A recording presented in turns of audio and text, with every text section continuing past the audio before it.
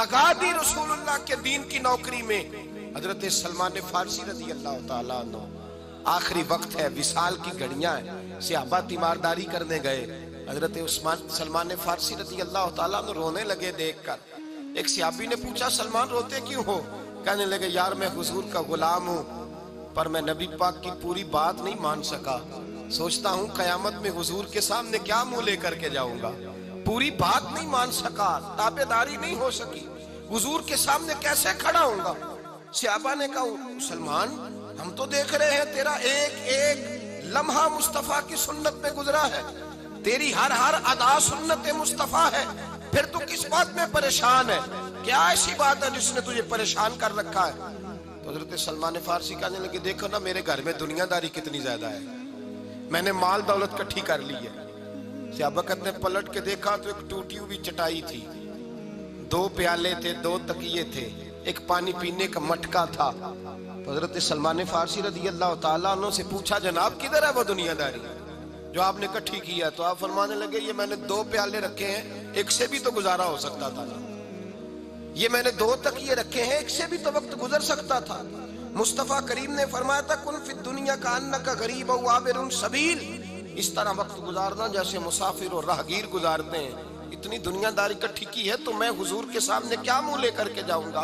भाई, जिन लोगों ने हुजूर सैयद आलम सल्लल्लाहु अलैहि वसल्लम की गुलामी की, वो तो डरते हैं सामने जाने, और तू ठटाई के साथ कहता है मेरी सिफारिश करेंगे, मेरी शफात करेंगे।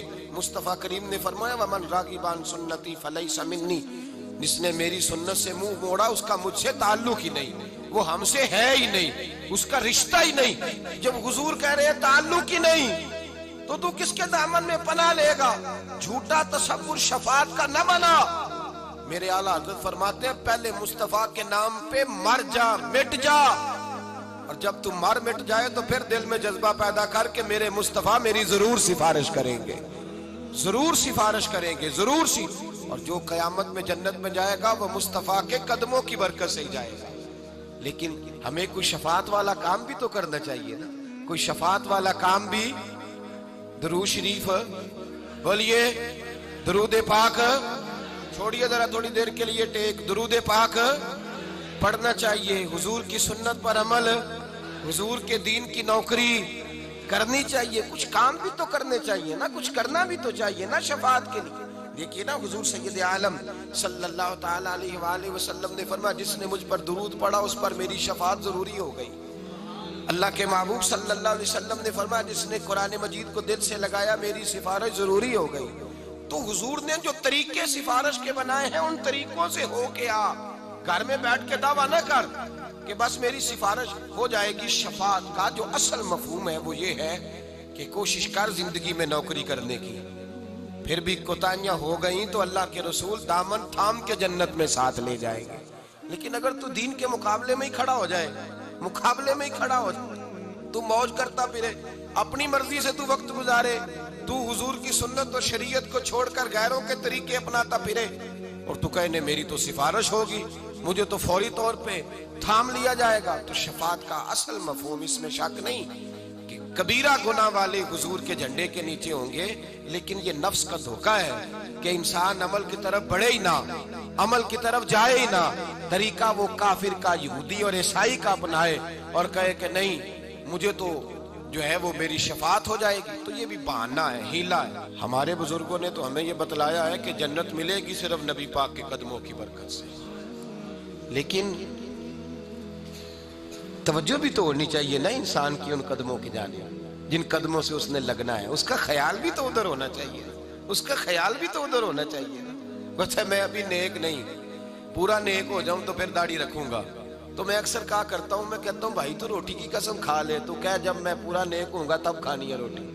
और जिन्होंने रख लिया वो भी मौज वाले, उन्होंने अपनी मर्जी की रखी हुई है, कहते चलो गुजारा तो हो ही गया है ना, लोग देख तो रहे हैं ना कि अब मैं क्लीन शेव नहीं। जब दाढ़ी है ही मुट्ठी, दाढ़ी है ही मुट्ठी, शरीयत इस्लामिया मुत्तफिक है इस बात पर कि महबूब की दाढ़ी मुबारक मुट्ठी भरती, कुब्जा भरती, तो अपनी मौज करता फिरता है, अपनी मर्जी की रखी हुई है, अपने तरीके के मुताबिक चलता है। ये कैसा अंदाज है, ये कैसा अंदाज मोहब्बत है।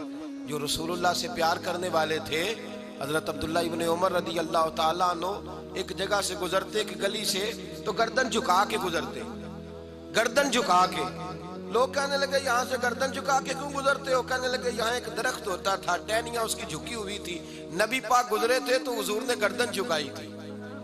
تو صحابہ کہنے لگے اب نہ درخت ہے نہ ٹہنیاں ہے، تو گردن کیوں جھکاتا ہے؟